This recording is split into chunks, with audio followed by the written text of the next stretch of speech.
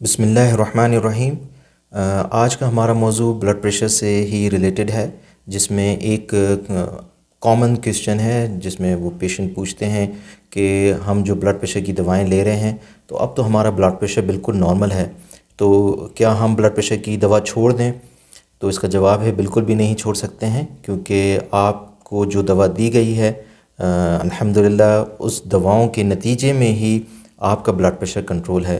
अगर आप इसको छोड़ेंगे तो इसका मकसद है कि आप अपने जिस्म के साथ कोशिश कर रहे हैं कि वो और ख़राब हो जाए।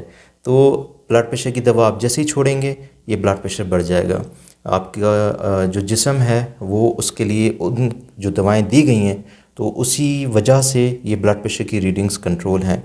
तो ये काम बिल्कुल भी नहीं करना है कि आप ब्लड प्रेशर की दवाएं अचानक छोड़ दें और फिर ब्लड प्रेशर हाई हो और इमरजेंसी में आपको अस्पताल का रुख करना पड़े कॉम्प्लिकेशंस के साथ। तो इसलिए इस चीज़ को फॉलो करने की ज़रूरत है। उम्मीद है कि इस वीडियो से फ़ायदा होगा। अस्सलामु अलैकुम वरहमतुल्लाहि वबरकातुहू। Subscribe to our channel for more health videos.